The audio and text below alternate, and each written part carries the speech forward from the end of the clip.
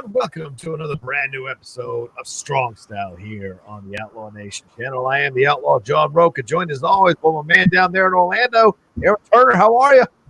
Yeah, sorry everybody. I had a little bit of a headphone snafu that isn't going to get remedied, so I'm rocking no headphones this week, trying to figure out what's going on. Usually I rock my Sony headphones. They're apparently DOA, and I didn't charge my wireless ones, so. Oh man, that's always it's a tough situation for you, man. I think we'll soldier on. I think we'll be able to make it, Aaron, without the headphones necessarily.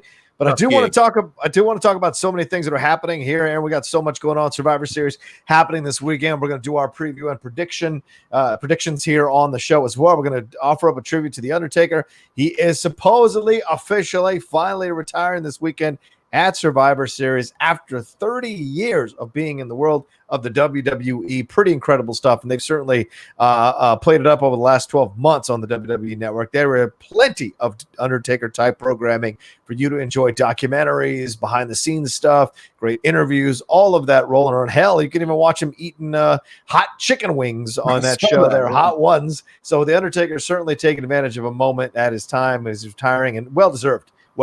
You know, Aaron, you know this. You don't make it 30 years in this business without incredible serious injuries or without, just kind of breaking down. And somehow he has been the anomaly. He is almost the LeBron James of the WWE in terms of durability and how many years he can still be at the top level. Pretty incredible.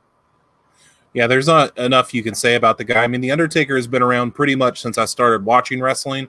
I can't remember a time without him. So it'll be very weird to be in a time without him, possibly, finally. Yeah.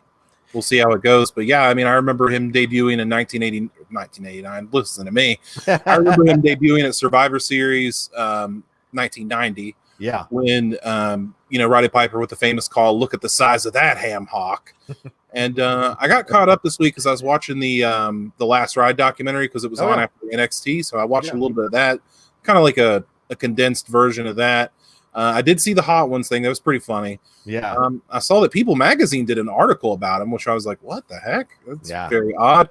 And you can also get a cameo from the Undertaker now. Yeah, you can get a cameo. Apparently, if you're if you're Zelina Vega, you're going to get fired for doing a cameo. But the Undertaker, you can get a cameo for $1,000. So if you got $1,000, maybe we should dip into the Strong Style Fund, see if we can get a cameo from the Undertaker, maybe intro the show. Hey man, if you guys want to contribute today, get us to $1,000, and we will absolutely go out to the Undertaker and have him record a new intro for Strong Style where he talks about it, man. That would be 1,000% an incredible thing to do. $1,000 though, that is a lot. That is a lot. So there you go. Or if you just want to donate and you want to see a cameo from like a Mandy Rose or Big E or somebody like that, hey, you can do that too. You can do that too. Whatever you want to donate. If you donate, we will get the cameo done. They'll mention Strong Style and they'll mention your name. That's for damn sure. J-Dog says, Aaron's Sony headphones went by the way of the Cleveland Barons. Oh, there's a reference for you. That's a reference for you. They went down the tube, That's how it goes. That's for sure. But anyway, we've got so much to get into, Aaron. Should we just jump into it since we started a little bit late? Let's do it. Yeah, let's get right to it. And let's go ahead and start with a new WWE champion. That is Drew McinTyre. If you didn't catch Raw this week, spoiler alert. The Claymore. Drew McinTyre regained the WWE championship in a great match with Randy Orton. These guys have been feuding pretty much since WrestleMania was over. Yeah. And Drew McinTyre came out with the kilt, Scottish kilt on, and the Claymore sword. It was very WrestleMania-like in the entrance. So I kind of thought when that all happened, I was like, oh, Drew McinTyre is probably going to win this thing. Yeah. And I think it's been the last 3 years at the last couple of years at Survivor Series, we had Daniel Bryan beat AJ Styles the week before Survivor Series. We had AJ Styles beat Jinder Mahal for the WWE Championship the week before Survivor Series. So if you're the WWE Champion heading into the week of Survivor Series, hold on. Yeah. You might be screwed going in because you might lose your championship. It's happened, at least 3 out of the last 4 years. But Drew McinTyre, a deserving champion for sure. You should definitely check that out on the USA if you haven't checked that out. And now we will get to see him and the big dog, the tribal chief, Roman Reigns, at Survivor Series. We'll talk more about that later, but seems like a pretty awesome main event for Survivor Series, if I do say so.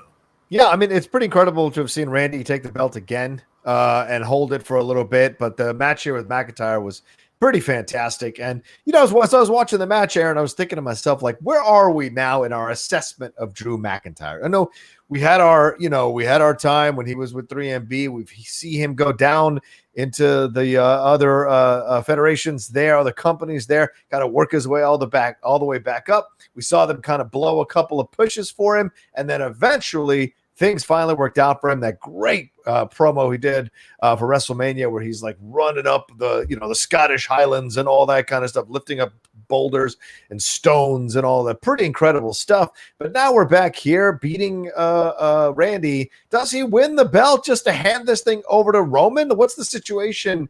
Do you think here? Like, are we ready to properly assess Drew McinTyre yet, or is it still a little new? Well, it's not a title match of Survivor Series, so the title's not going to change hands. Right. It is both champions going against each other, but who gets the loss? We can talk about that later. But I guess that's what I mean. Yeah, I got you. We can talk about that a little bit later during our preview. I got some thoughts on that. But okay. In the Drew McinTyre assessment, I think that once he came back to NXT and he looked super jacked, super big, coming over from Impact in the Indies, What Culture and stuff like that, I kind of eventually thought that Drew McinTyre was going to be that guy again. Yeah. And to see where we've gone from, okay, he's Dolph Ziggler's partner and he's just kind of middling there. Mm-hmm. Okay, now he's a bad guy and he already feuded with Roman Reigns at WrestleMania a few years ago. And okay, now we're getting into we're just going to run with him and see what happens here. Yeah. I've always thought he's had main event talent ever since he came back. Before that, I don't know. But it's funny. One of the naysayers of this is Christian Harloff. When he and I were talking about Drew McinTyre, and I said, "Oh, Drew McinTyre, top guy, top babyface in the company, is going to be the champion for a long time." He's like, "What? Really babyface? Like, what are you crazy?" Right. It's like, no, I'm not crazy because he's a great babyface, a believable guy to be your top guy. And I really like everything he's brought to the table. He's a guy that respects the fans as well. Mm-hmm. As you could tell when he left, when he was leaving up the ramp at the end of the match, he said, "Thank you. This is our title. This is for you guys. Thank you for everything." Drew McinTyre is a man of the people, and that makes me respect him even more. Yeah, absolutely. An immovable object at times when he's in there for sure. And great work in the ring. So we'll see what happens, and we'll talk about it later on in the show at Survivor Series this weekend, how that all goes down. All right, what do we got next? Oh, and remember, ladies and gentlemen, send in your Streamlabs and your Super Chats. Please show support for the show, show support for the channel. Thank you very much to J-Dog, already sent in some. Chris Taylor said Taker should have his own branded ham hocks. I don't disagree with you. That's kind of seems like a no-brainer, Chris Taylor, absolutely. I don't know if you saw this, but did you see that The Undertaker and Snoop Dogg have combined for a clothing line or clothing series? I'm not making that up. That's a real thing. Like, that makes all kinds of sense in the world. Oh yeah, that's obviously that's a thing. And I heard somebody on the internet say that maybe they're setting up the Undertaker versus Sasha Banks at some point, since that's her cousin. Snoop Dogg's going to turn heel. I don't know if I see that happening, but it is a weird collaboration to see Snoop Dogg and the Undertaker together. That's for sure. That's 1,000% for sure.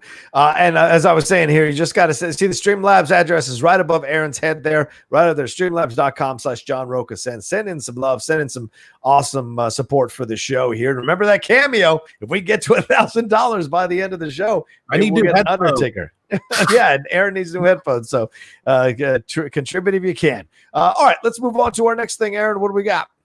All right, so we're talking about Rhea Ripley right now. She failed to regain the NXT Women's Championship from Io Shirai on another great match on this week's NXT. You guys got to check that out too. If you haven't, we're going to talk more NXT as the weeks go on. But Rhea Ripley gets her ear destroyed. You didn't see that. That was pretty gnarly. Gets her gauge ripped out. Like, it's pretty nasty. Mm-hmm. And but Io Shirai comes along with the victory, and Rhea Ripley is now left again in this state of flux where, she was the NXT Women's Champion. She lost to Charlotte, and then she lost in that triple threat match between Io and Charlotte. She didn't regain it there, and she's kind of been wavering. Yeah. Is she going to get it back? Is she not? And now she's kind of in this spot again where we don't know what we're going to do with Rhea Ripley. Mm-hmm. What do you do with her? Is she too talented to leave in NXT middling? Do they bring her up? Yeah. I mean, what do they do here? Well, with Charlotte gone, I think it's a good spot for her. I agree with you 1,000%. And I feel like these two went at it to show you, to give the fans a great match, but also to kind of give a good send off to Rhea.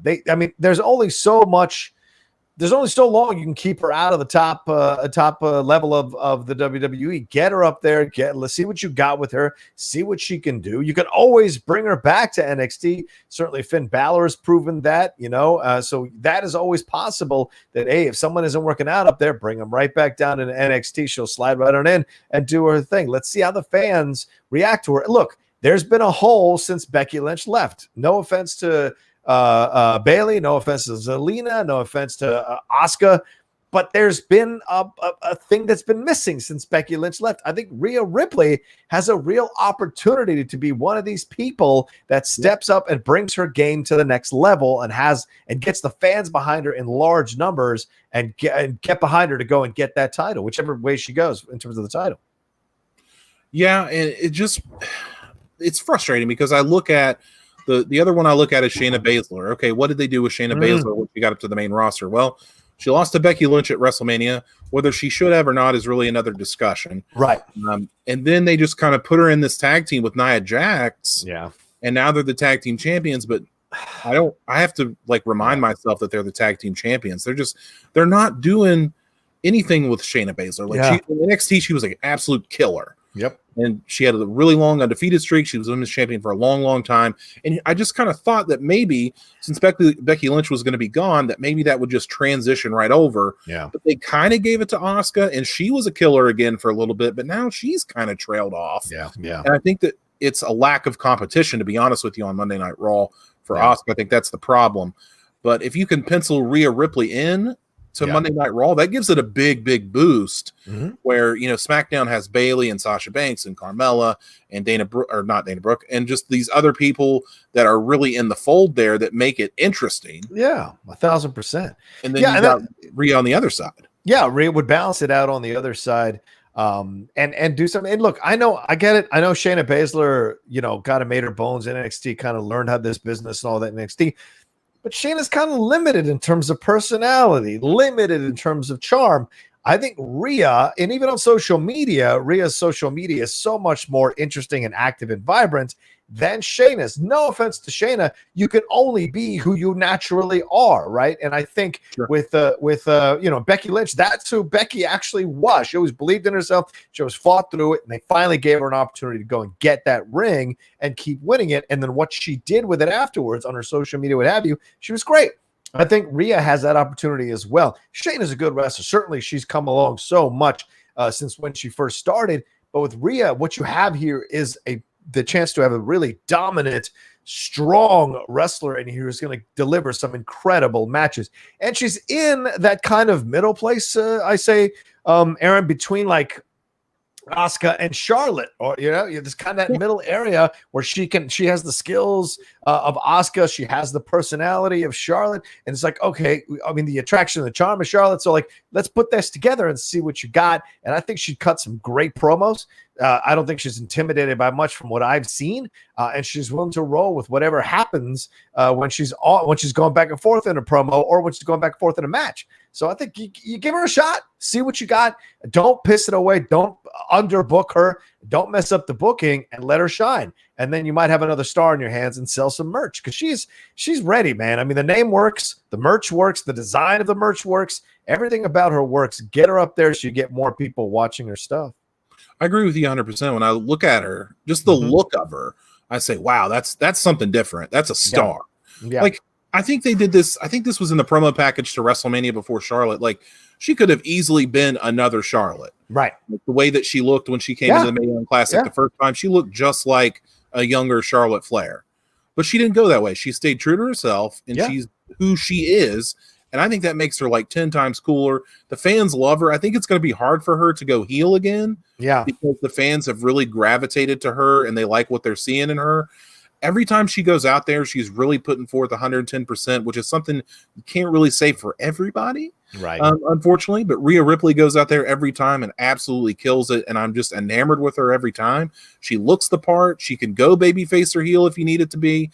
And the sky is the limit for her. I know we say that a lot on the show, but she is somebody, like you said, she could be a merch machine. You could put the whole machine behind her, put her face on the trailer. You know, she could be the girl that she could fill in that void where Paige was like the anti-diva. That was her thing. She was like the goth chick that everybody kind of gravitated towards. The Outlaws, the Rebels gravitated towards. And now Rhea Ripley with her friggin' spiked shoulder pad vest and her gauges in her ears and her mohawk, and she's just completely different.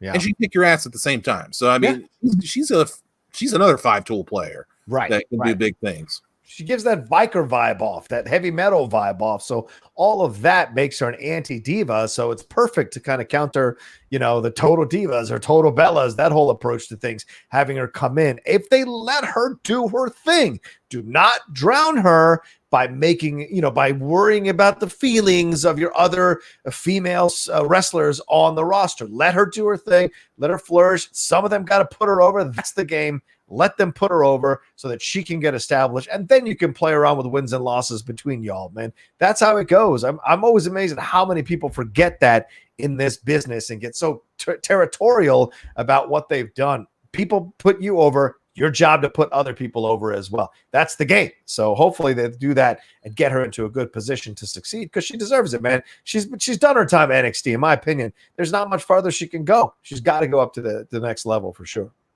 Yeah, I mean, she dethroned Shayna Baszler as the NXT Women's Champion. She was the first NXT UK Women's Champion, the first one.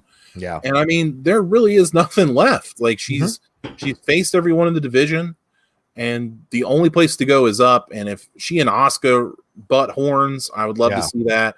You got Charlotte coming back. You got Becky Lynch eventually coming back. So you've got some good built-in feuds right there. For Rhea Ripley, whatever they want to do with her, I just hope, like you, that they just no 50-50 booking. Let's do it the right way. Right, exactly. You let a person shine until they establish themselves, then you drop them down to the 50-50 booking or 60-40 booking, whatever you're doing. That way it works out for her. So, so crazy. Xavier Black Wiley says, Survivor Series recap, Team Raw versus Team SmackDown. Is he asking us to do that, or is he saying? I think he's asking us to do that. We're going to hit that later. We're going to do a full Survivor Series preview. So stay tuned, Xavier. We will be getting to that in a bit. Absolutely, Xavier. All right, let's move on to our next thing. Don't forget to keep sending in your Streamlabs and your Super Chats. No Streamlabs so far. We've had 3 Super Chats, so thank you all for that. Super Chat takes 30%, so Streamlabs do not. So we'd prefer you to send Streamlabs, but if you could only send Super Chats, totally understood. We appreciate that as well. All right, what do we got next, Aaron? All right, so now we're talking about somebody that we haven't talked about on the show before, and I'm excited to talk about him. And I know it's going to be like, people are going to be like, what the heck? We're talking about Davey Boy Smith Jr., Harry Smith. His contract with MLW Major League Wrestling is up at the end of this year in December. And there's been a lot of talk about bringing Harry Smith back home to the WWE. He was last in WWE in 2011. That was when he had his last match. Of course, if you remember him as 1/3 of the Hart Dynasty with Tyson Kidd and Natalya, he is the son, the only son of Davey Boy Smith, the British Bulldog, and he looks a hell of a lot like him. And he's been killing it in MLW. He does MMA as well, and when I tell you this dude looks the part, if you haven't seen Davey Boy Smith Jr., I'm telling you, man, he might be the real deal, and maybe he's just one of those guys that needed some time to mature. I mean, 2011, he was a very young guy. Now we're 9 years later. He's wrestled in Japan, wrestled all over the world, come back to the States and do the MLW stuff. Now might be the time for Harry to get in there and be the top guy that we know that he can be, just like his dad was back in the 90s. Right. And you say this guy looks just like his father. He absolutely does. Maybe even a better version, which is what you want your son to look like. Let's take a look right there. There's a comparison between those two. My Lord, it's almost, I swear, it's almost spitting image. You put dreads on him and it's good to go. Not that you could do that in 2020, but if you did, it would be almost the same thing, Aaron, for sure, between those guys. Incredible to see how similar they look. And he looks like he sounds like he's got a great head on his shoulders. I mean, he talks about studying for his midterms while he was on a plane in between events. So, I mean, this guy seems like he understands the lessons of his father, the lessons of his family, and is approaching the business from a smarter point of view. I have a feeling, Aaron, that we're not going to see the people from this current crop of wrestlers and maybe the rest of the crop before, we're not going to see them passing away suddenly or surprisingly, or we're not going to see them in the same numbers that we do from these wrestlers in the 80s and 90s, because these people are taking care of themselves. They understand the game now. They understand what they need to eat, what not to eat, how to have multiple revenue streams, how to have these issues, how to solidify themselves in this business. And look, some of them jump off like Zelina Vega did to create their own thing and see where they're going to go with that. So I just think we're not going to see the same situations that we've had in the past before with these new crop of wrestlers, because they understand what's expected and they understand how to adjust themselves to be able to do the best they can and take care of themselves nightly. I don't think there's the drinking at that level that it used to be, or the smoking, or the drug taking, or eating bad food, or the hot dogs in between matches. I think these guys and these ladies understand what the product is and how to be at the best physical shape they can be to do great work night in and night out. Yeah, they definitely understand the nutrition and fitness aspect of it. You can't just be juicing and, like you used to be. I mean, I'm sure some people still juice in the business. I mean, that would be stupid to think that they didn't. Right. But I think it was Chris Taylor. Let me look through here. Yeah, Chris Taylor is right. He says that Davey Boy Smith Jr. rebuilt himself like Drew McinTyre. Yeah. Yeah. Yeah, he did, because he was just a tall, skinny guy when he was in WWE during his first run. Yeah. And now he's jacked to the gills, looks great. Wore his dad's old trunks the other night on MLW, looked great. Like, I can't say enough about him. He does have one knock. I mean, it's not wrestling related, but he is kind of a staunch Republican, but we'll just whatever. I mean, it's not the wrong place to be that's for sure. That's your thing. Pro wrestling. That's true. That's your prerogative. But but that's the only thing I don't really care for. But I mean, this guy has the potential, not only because a lot of people probably don't even remember him from his first run. Yeah. Back when the Hart Dynasty run was pretty short, only like a year or so. Yeah. Before Tyson, the injuries happened and Davey Boy got hurt, Tyson Kidd got hurt, and that kind of all fell apart. So a lot of people aren't even probably going to remember him from his first run. Yeah. A lot of new fans, of course, us old fans will remember him. Oh my God, that's Davey Boy Jr., the son of the Bulldog, and I've seen him in MLW, I've seen him in New Japan. So it'll be interesting to see them get fresh eyes. And he's not distanced from the WWE either. Like when Brett and the Anvil were inducted in the Hall of Fame, he was there. He was in the crowd. And then his father, the British Bulldog, was to be inducted this year. Of course, COVID, the Hall of Fame didn't happen. But he was set to induct him. So it's not like Harry is estranged with the WWE. They don't have a bad relationship at all. Right. So I would like to see him come back and see him kick some ass. Yeah, I'm down with that as well. Look, why not? I mean, like you said, we saw this with McinTyre, or Chris Taylor said we saw this with McinTyre before. So why not give David Boy the same treatment and see what he can do in this current state of the WWE? And right now a lot of people are complaining about some of the wrestlers, some of the booking, and I know it's always that way, but it's at a higher level than it has been before. So why not bring in a legacy guy and see if you can catch on, see if you can start moving towards more of that. Certainly Natalia's still involved in this thing. Bret Hart's still peripherally involved in this. So there's enough here for him to be a part of, to catch on to the legacy. And, people don't forget. And the new generations, they go back and watch these old matches. They go back and understand these wrestlers. And that's one of the things I love about pro wrestling more than any other thing in the world, is that a lot of the people who love it do pass it on to their kids and then teach them about the old matches, teach them about the old wrestlers. And the WWE Network has been one of the greatest things, because these kids can go back, or these teenagers can go back and watch old matches. And some of them can be dated, but they can at least get an idea of the legends and the great ones like Davey Boy or Ric Flair or Hogan or whatever back in those days, and Savage, and then move through the generations. So, and you don't see that often in sports. Like most dads aren't telling them about Gale Sayers or Jim Brown anymore, or any of these other people from back in the heyday. Those things that you see now, these legends. And I like in professional wrestling that does happen with generation to generation. So I think it would catch on and be huge to have Davey Boy Smith Jr. being a part of this thing for sure. Well, he checks a lot of boxes for me. Number one, he's a legacy guy. Yeah. Number two, he's a heart. Yep. Number three, he can go. number 4, he's jacked to the gills. Like, he's everything I look for in like a professional wrestler to get behind.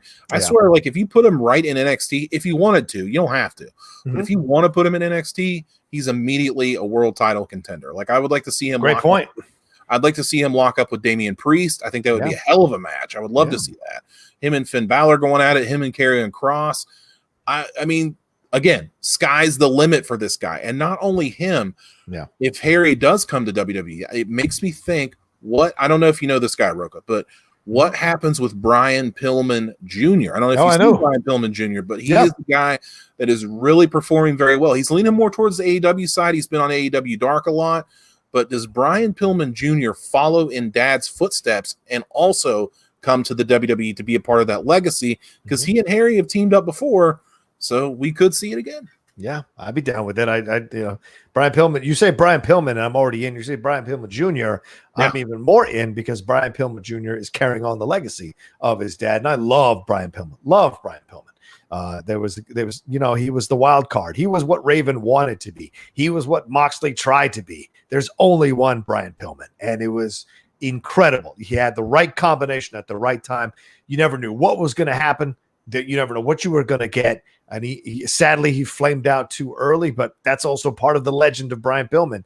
Dying young allows us to preserve him at a certain time forever in our minds. And being the what do you call it? The rebel, the outlaw, the guy who loose cannon. Loose cannon. He upset the apple cart all the time. And I love that about him. Yeah, for sure. The looser cannon. The looser cannon. The looser cannon. No, the loose cannon, Brian Pillman. He said he went to an ECW event, went in the middle of the ring and said, I'm going to pull my dick out and piss right in this ring. You never knew what this guy was going to do. He was just out of his mind. One of the thing about Brian Pillman is, like, a lot of people remember the loose cannon stuff, but don't remember the early stuff, the Bengals tights, and he was WCW light heavyweight champion when that was a thing, and he was in a tag team with the Z-Man, Tom Zink, and of course he was in the Hollywood Blondes with Stunning Steve Austin. He had a feud with Ric Flair. Like, people don't remember this stuff about Brian Pillman because the loose cannon stuff was so good.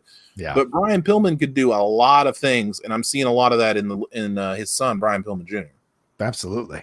All right, let's see if I've got any more Streamlabs or Super Chats. No Streamlabs have rolled through here, but I do have a Super Chat from Chris Miner. It says, other than HBK and Triple H, what was the best Undertaker WrestleMania match? Randy Orton at 21 was incredibly underrated. Oh, good question. I do like that match at 21 because Randy Orton counters the choke slam with the RKO. It's pretty awesome. Young Randy Orton too, but I would probably have to say it's either going to be Batista at Mania 23. That was a good match, and then Edge at 24 might have been even better because it really looked like Edge was going to be the one to end the streak. So that's probably where I would sit. Edge at 24 is pretty good. You know what? I hate to be a copycat, but I 1,000% agree with Aaron. There was something about Edge and Taker that was so interesting to watch because, like, I don't know what it was, and you can't quantify chemistry, but these guys had chemistry. And you're looking at the size of the Undertaker versus the size of Edge, you would think it's a squash match every time, but Edge and Taker seem to bring out the best in each other. The different styles worked, even though you would think from the outside they couldn't quite mesh. They work so well together. And that WrestleMania match, I still want to go back and watch every once in a while to appreciate the greatness of Edge and the greatness of Taker. Not a WrestleMania match, but I'll throw in, I think it's not a WrestleMania, I'll throw in the Kurt Angle match where he beat Taker clean. That is one of the greatest matches I've ever seen with Undertaker and Angle ever. When Angle was a heel and Taker was a face, there was no interference, no outside. It was straight up just a great professional wrestling match between two guys, and Angle took the W in that one. So I think that's one to talk about for sure. Him and CM Punk as well, I think is worthy of mention. Outside of WrestleMania, I would probably say his match with Jeff Hardy. In a match where it didn't have to be The Undertaker that went over. It was really Jeff Hardy that became a star that night, even though The Undertaker made him famous, as he used to say back in the day. So that's definitely a memorable moment for The Undertaker. But for sure, I would say Edge. The Edge. Okay. Match. All right. Where are we moving on to, my man? What are we on to next? All right, now we're talking about this AEW campaign. It's really just a commercial that they came out with this week, and I thought it was notable because it was directed by Director X, who's done a lot of music videos and stuff like that. And it's just, I watched this video. Yeah. And I said, and I like AEW. I do. Here comes the qualifying. What the hell is this? Like, I don't understand what this is. Like, I get the part about Nyla Rose. Like, she says, I'm transgender. I'm the first transgender person, the first person of color to be a champion in the wrestling business. Okay, that's really awesome, and what a great achievement that is. Yeah. But then outside of that, it's like, they never thought I would be a pro wrestler. And it's like Colt Cabana. I'm like, yeah, okay. And then it's Cody and Brandy. Like, Brandy's like, they're saying they're edgy, they're this, they're against the grain, and yet Brandy's like sitting in a lawn chair sipping Mai Tais by the pool, and I'm like, that's not edgy, man. You're the system right now. And I felt like the AEW like lost a bunch of their like cool street cred and went totally mainstream. Like, they pulled a Metallica and cut their hair. Like, they went totally mainstream in this.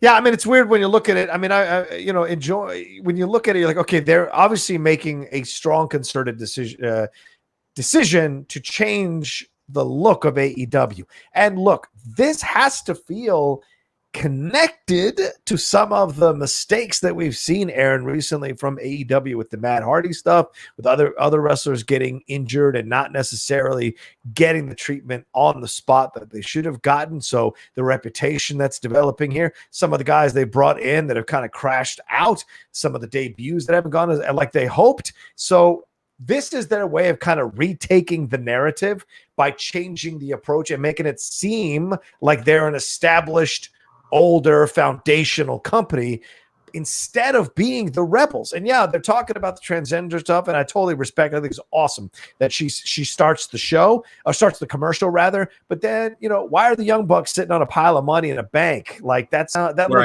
looks to me like, oh, these guys are selling out, or these guys are these are dudes that are just after money. There's a wildness to AEW that you were hoping would stay there, kind of like you had with ECW, kind of like you have sometimes with NXT for sure. In its best times, it's that kind of vibe. So seeing them kind of like, I agree with you, MJF with the scarf, you're gonna get that. That's just part of it. But seeing them, the way they're just behaving through it all, you're just like, well, why are we choosing this route to go to try to promote ourselves to the fans? Are fans clamoring for this kind of like don't give a fuck approach and kind of establishment approach to pro wrestling? Is this kind of papering over the cracks of this? I don't know. I just don't know. I don't understand. It kind of reminded me a little bit. Oh, wait, why is Miro playing video games? What's rebellious about that? Anyway, he loves video games, dude. And why is he wearing overalls? It's like a goofball. That's fair too. Anyway, like, it reminded me of that Attitude commercial in like 1997 when they were going through the corporate office and just Stone Cold was throwing people out windows and stuff. Like, it kind of reminded me of that. Like, it was just, hey, we're different, we're new, like, check this out. But at the same time, it's like, you guys kind of haven't earned that. Like, you haven't earned to say that, we're this new rogue company that's going to come in and compete every week. I get it. You're competing with a WWE entity in NXT, and you are beating NXT consistently. Right. I understand that. But it's also NXT. It's not Raw. It's not SmackDown, because you can't compete with those. Right. They're in the millions, and they will crush you.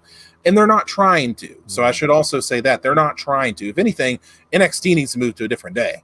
Yeah, we'll get there eventually, but it gets me kind of fired up when I see this stuff. And it was like, the Young Bucks have a new book that comes out that's like from the indies to the big time, and I'm like, what are we even talking about? Like, your career hasn't even stopped. Like, you've got to the big time, I guess. Like, AEW's big time because it's been around for a year. It's a big promotion. It's got cable. They're going to have a video game. It's got wrestling figures. It's got all this stuff. But it's not there yet. And I feel like we're counting our chickens way before they've hatched, before AEW has even got a chance to get in stride. Yeah. Like, the COVID pandemic could have completely derailed AEW, but they struck, they've gone through and they've done a great job. I think they put on some really great shows, but they haven't quite earned this to be boastful yet, and I felt like this whole commercial was a bunch of boastful horse shit, and I didn't like it. Okay, all right, I respect that. It's directed by Director X's Julian Christian Lutz, and he's done music videos for Drake, Kendrick Lamar, Rihanna, Jay-Z, Kanye West, Usher. They threw in John Mayer at the end there. Why and not? Many more. I love that.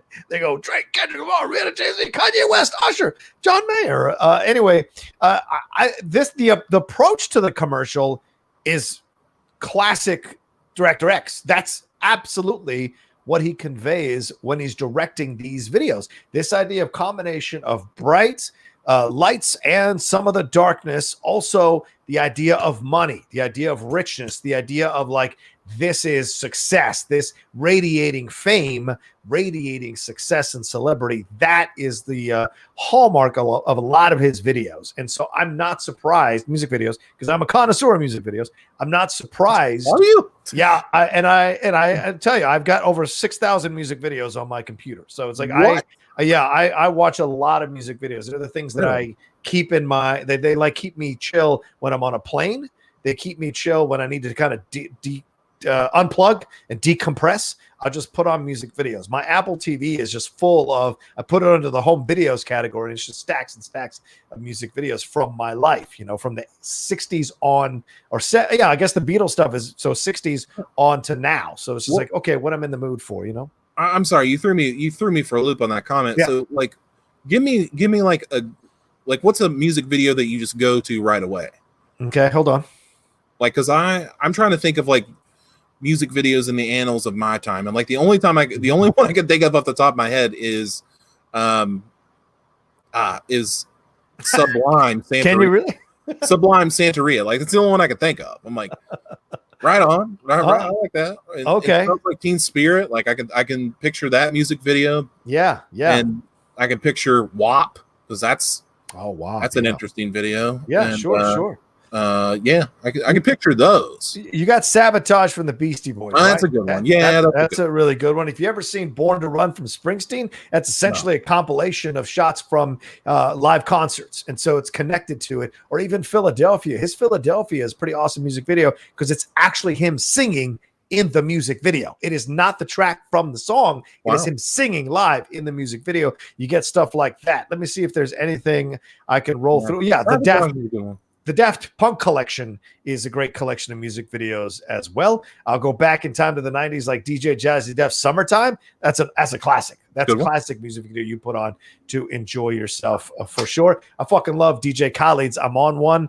I love the Ludacris one, All I Do Is Win. Like that with DJ Khaled as well. Those kind of videos just kind of keep me in certain frames of mind when I need. And sometimes I'll watch them before I do a match now virtually in the Schmodown. So it's just those things that I kind of go back to. So Director X has a certain look to his stuff. No surprise that is here in the campaign. So they hired him to do a campaign to radiate a certain thing. Should they be radiating a certain thing? That's what you're having issues with. And I totally respect that, because Brandy says it right at the end. She says, well, we've only been doing this for a year. Imagine what the next year is going to bring. And you're like, yeah, you're still starting out. You're still establishing yourself. There's still time. Look, we've been in the Schmodown for 8 years. We haven't done a video like this, for God's sakes. Oh my God. Maybe I hear what you're saying. Maybe you should. Maybe you should get on top of a car, smash it with a sledgehammer. No. And then you could have what's her face? You could have Shannon Barney in the lawn chair by the beach sipping Mai Tais while Mike's like smoking a cigar or something. Like I'm picturing that. I think we could do this. Maybe we need to pitch this. Yeah. Okay. Christian. Let's pitch it to Christian, see what he says. See if he likes that. And then you could have like Bibiani coming out with like the stuff and like, I don't know, with a barbed wire bat. I don't know. We could just throw all kinds of stuff at the wall and see what happens. I'm down with it. The Beast. Oh my God. Wow. Hill Nellums. Thank you so much. What an awesome. Well, anyway, we'll see how it's being received. I haven't checked on social media to see how people are feeling about it, but I'll definitely do a deep dive and find out how people are feeling about that music video, about that promotional campaign for AEW, and what their comments are, if they've done any interviews about it, for sure. Chris Saylor says Rocha on a horse. Yeah, there you go. Oh, that's coming. Trust me, that is coming, Chris. Dear God, there are. Well, I've ridden horses before, but there's I'm sure, but there's a bunch of places here in San Diego that you can go and do horses. So my girlfriend, who is a photographer, a budding photographer, she has already said that we're going to go shoot some stuff and some videos there as the Outlaw on a horse. So we're going to have some fun for sure. Especially with what is coming from me in the show. Anyway, just don't have a white guy as Tonto. Just don't do it. Don't do it. It's a bad look. It's always been a bad look. Tonto period has been a bad look. Bad look. Don't do it. Hill Nellum sent some in here. Hill, hey, thank you so much, Hill. You're just so kind to us, man. He says, is Survivor Series still one of WWE's top 4 pay-per-views along with Rumble, SummerSlam, and Mania? It used to excite me, but all the one-on-one matches with no real stakes has me a bit down on it. Looking forward to the Taker farewell. Help me not be sour about it, please. Also, following up, I do look forward to matches like Roman/Drew and Sasha Banks versus Asuka, but would prefer to have a bit more than just bragging rights on the line. So totally understood. How do you feel about this, Aaron? Is it still one of the top 4 for the WWE? I think Hill's 100% right. I think it really has lost a lot of its luster. I think Money in the Bank has kind of replaced Survivor Series is like that big 4th. I still think SummerSlam and, of course, Royal Rumble and WrestleMania are tops. But I think that, Money in the Bank has kind of slid in there in terms of like stakes. Like you said, it's all about stakes. Like even in the MLB All-Star game, there's stakes. You know what I mean? And if they did something like, okay, well, whoever wins the match between Roman Reigns and Drew McinTyre, whatever brand wins that, they get to main event WrestleMania. There's a stake. There's something cool that could happen. I know why they won't do that because they don't book that far ahead. Yeah. But at least it's something to do. Like give them some sort of stakes. That's what it's all about. That's what Survivor Series has really always been about. It used to be just a bunch of 5-on-5 elimination matches, which were pretty fun because you'd have the strange bedfellows together. Oh yeah. And that would be really cool, but then it's kind of evolved into just another pay-per-view. So I understand Hill's frustration. I completely understand it. Ever since really the brand split the first time, Survivor Series really just hasn't been the same. So Money in the Bank, a little better than Survivor Series. Yeah, I'm going to agree with you because to me, Survivor Series lost its luster the second we stopped doing the 5-on-5 stuff.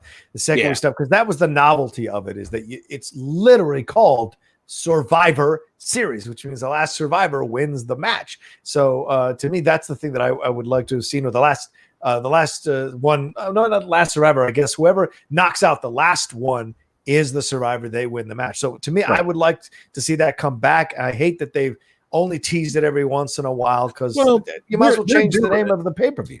Well, they're doing it. They just do one match. They just do that's what I'm saying. It's kind of one men, one women's. Yeah, it would be cool to do different ones. I would like that. I mean, because Aaron isn't the big complaint that we got all these people on the roster and we can't seem to book them in anything. Well, give them some showcases on the Survivor Series. Give them some of the smaller matches to have a little fun with and show their skills off. Why not bring in NXT?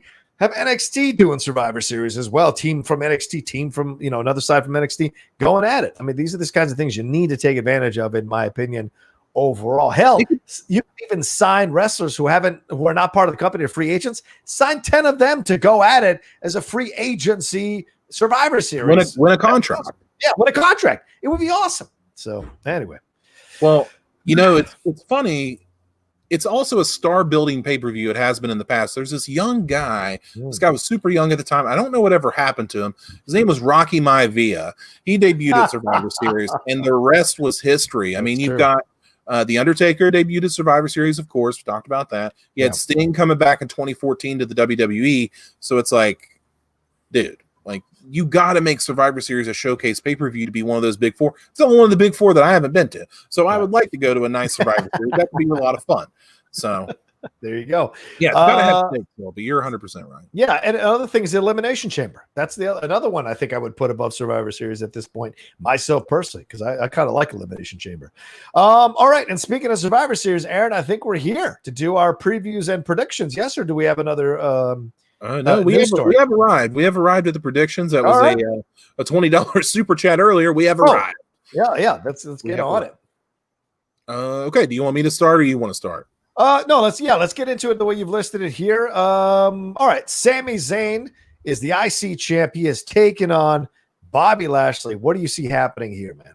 Sami Zayn's going to get murdered is what's going to happen. Like Bobby Sami Zayn's been talking all this trash on Twitter about, Bobby Lashley. Like, hey, we've done this before, Bobby. I beat you before. Like all this kind of crap. Mm-hmm. And I just think that Bobby Lashley is going to steamroll Sami Zayn in this match. He's got the Hurt Business behind him. I don't see Bobby Lashley losing at all. Yeah, I agree with that 1,000%. I think that's correct. All right, Kofi and Xavier Woods, the Raw Tag Team Champs, taking on the Street Profits, the SmackDown. What? The SmackDown Tag Team Champs. I apologize. So this is very, very interesting. It's like, who do you have win this match? I think you have the Street Profits win because it could be a big landmark showcase win for the Street Profits. Mm-hmm. I think this might be the match that steals the show. It's going to be a real banger of a match between these two. You got 4 super athletic guys. Xavier Woods, since he's returned from his injury, has absolutely been on fire. I've loved seeing what he's doing. And Montez Ford and Angelo Dawkins, give them a little bump here. It definitely couldn't hurt to be them being in the tag division. The Street Profits are this team that are on such a cusp of being big time in the merch game and everything else. They're on the cusp of this. Mm-hmm. And I think if they can beat the New Day, they move to that top tier elite level. I know they got the Head and Shoulders commercial. They got the commercial with Ric Flair. I know they do. But this, beating the New Day at a big showcase match, title like champion versus champion, huge way to elevate the Street Profits. Yeah. Also, I think it's fantastic. And somebody write this down. 2 heralded African-American tag teams going at it and showcasing it as champs. Incredible. This is huge and historic. So I'm excited to see this. I think absolutely Street Profits take this thing because Big E's been talking his mess, how they can't hold a candle to Street Profits. Street Profits can't hold a candle to New Day. And the Street Profits need, as the younger, quote unquote, younger team, they need that victory over New Day to kind of establish themselves and spark a possible rivalry down the road. So I think absolutely Street Profits takes this one. Definitely be really fun. Yeah, let's see what happens next. We got ourselves the next match, which is Asuka taking on Sasha Banks. This is going to be awesome. This is going to be another banger, but I think that Sasha Banks is finally going to beat Asuka clean. She beat her by count out last time to win the Raw Women's Championship. Sasha Banks on a hell of a run. You got the Mandalorian stuff going on. She's just became the SmackDown Women's Champion. She's just really starting that run. You don't want to slow down this momentum.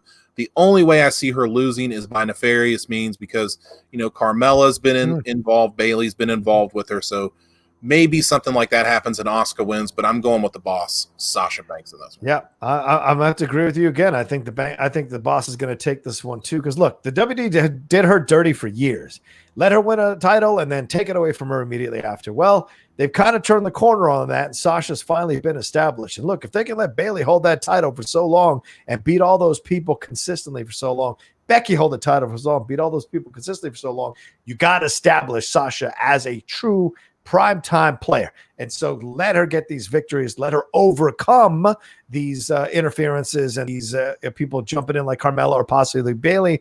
Let her overcome all of that to still get the victory.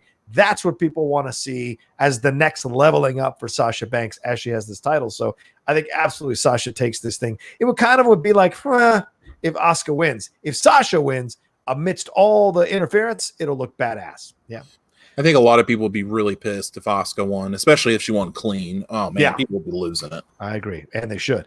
Team Raw women's match here versus Team SmackDown. You got Nia Jax, Shayna Baszler, Lacey Evans, Peyton Royce, and Lana on Raw, and on Team SmackDown, Bianca Belair, Liv Morgan, Ruby Riott, and two to-be-determined members. Are we still at the to-be-determined members? Yeah, I think we're going to find out tonight on SmackDown who the other two members are, but this is what I'm talking about when I say star-making performances at Survivor Series. This is what I'm talking about because what's going to happen in this match, I'm going to tell you right now, is a lot of people have been saying that Lana is going to be the sole survivor, which is completely insane.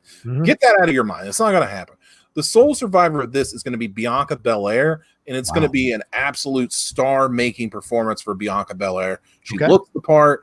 She's got to get better on the mic. She can wrestle just fine, and I want to see her as the sole survivor. Could be a big boost. Could be a big night for her and her husband, Montez Ford. So yeah, I'm going with her. I think I have to go with Raw because I just feel like there's more talent on that side. What are your predictions, do you think, for the to be determined? Who do you think is going to show up? Do you have any idea? I mean, you could pencil Carmella and Bailey in there if you had to. I guess you could, yeah. I see someone in the chat saying, I see Zeno Hour saying Rhea is a possible choice. I don't know if they'll do that unless they stretch it out all the way to Survivor Series that we don't know who that's going to be. So otherwise, I mean, just pencil Bailey and Carmella in there if you have to. That seems logical, don't you think? So if that happens, then yes. If it's Bailey and Carmella, then I think I agree with you. Bianca Belair comes out of this thing. If not, I think it's going to be Raw who takes this thing. And maybe, wouldn't you be surprised if Peyton Royce is the last one standing? Wouldn't you be surprised? I would be stunned. But I mean, if it's Shayna Baszler that's last person standing, that wouldn't surprise me. I'd be okay with that too. But I really feel like it's going to be Bianca Belair. All right. What about Undertaker? What do you want to predict for that? What's your feeling on that? Okay, so the Undertaker's final farewell, which it's going to be emotional either way. I mean, this dude's been around 30 years, for God's sakes, doing everything. I know a lot of people want to see Sting come in and like challenge him or something like that. I think that would take away so much from everything. And we're pretty late. We're late to the dance on that. We're about 6-7 years too late for the Undertaker and Sting. Well, really, we're about 20 years too late to be, if we're being completely honest. So I don't see anything like that happening. I think that since the Fiend is not booked at Survivor Series, that we will see the Fiend. I think that the Fiend with Alexa Bliss, I think we're going to see that. Okay. And I could see the Fiend doing something to the Undertaker. And like I said, I think I said this in the last episode, my dream prediction is that the Fiend beats down the Undertaker, like takes that like ghoulish mantle on, like now it belongs to the Fiend. And the Druids come, put Undertaker in a casket, and they show the inside of the casket, and he's all like and then at the end his eyes pop up. So it's still the Undertaker, like he's still alive, we know he's still going to be around, but he's just not going to wrestle anymore. Now it's the Fiend that is the holding the mantle of the Undertaker. Okay. The Sting thing seems to be what's on deck. But something occurred to me as you were talking. What's Edge's injury status right now?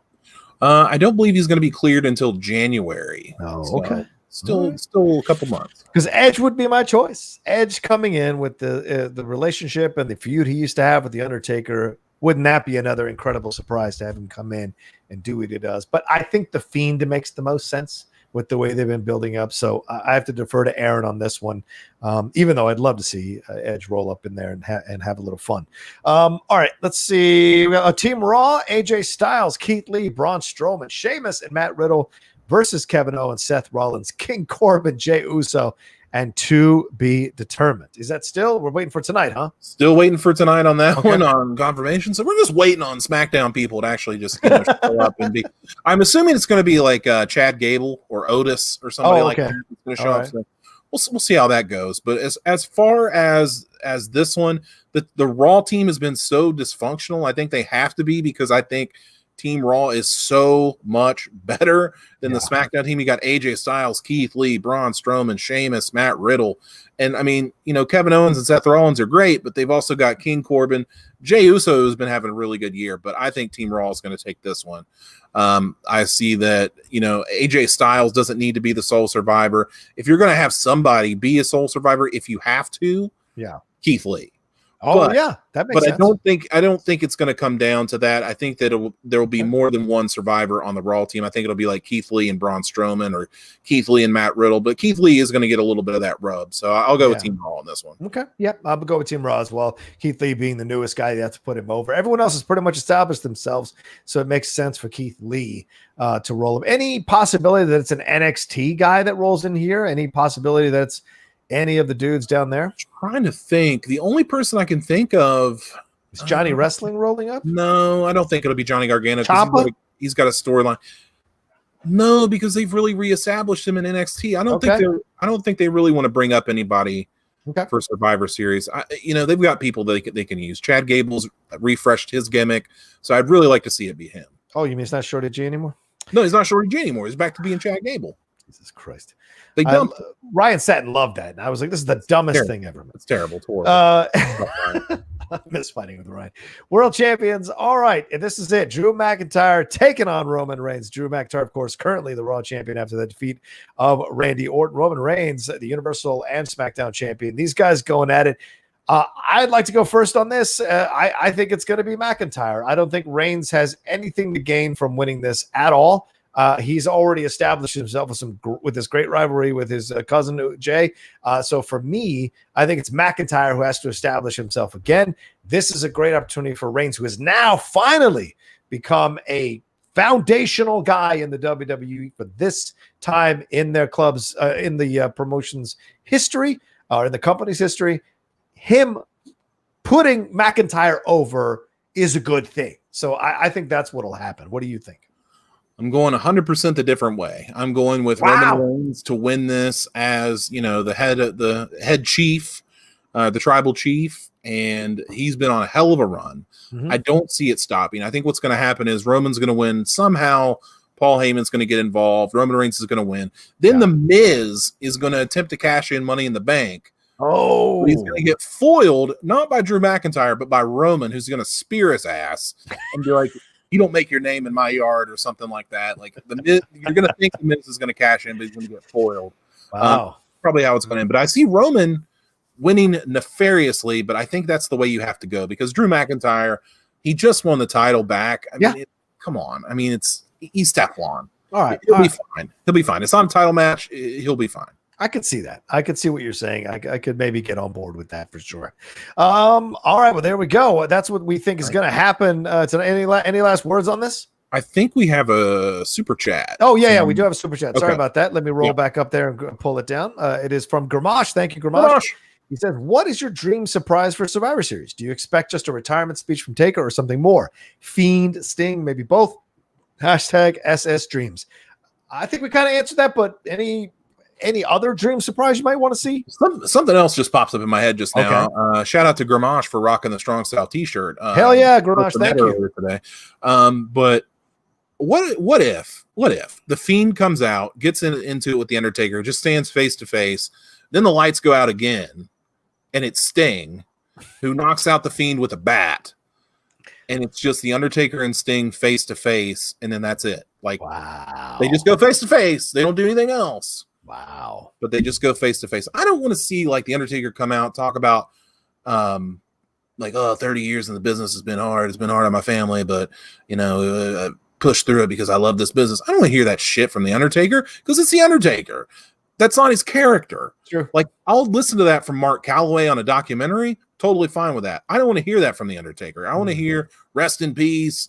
I'm going to choke slam you to hell. Like, I want to hear these kind of things from the Undertaker. I don't want to see him come out and just give, even though he's, oh my God, of course he's earned the right to do whatever he wants. But it would be so bizarre for the Undertaker of 30 years of keeping this character so close to the vest and only recently really expanding into Mark Calloway territory, for him to come back on his last day to just be like, yeah, I'm just going to break all my kayfabe here, and I'm just going to just be Mark Calloway on the mic. That would be terrible, and nobody would want that.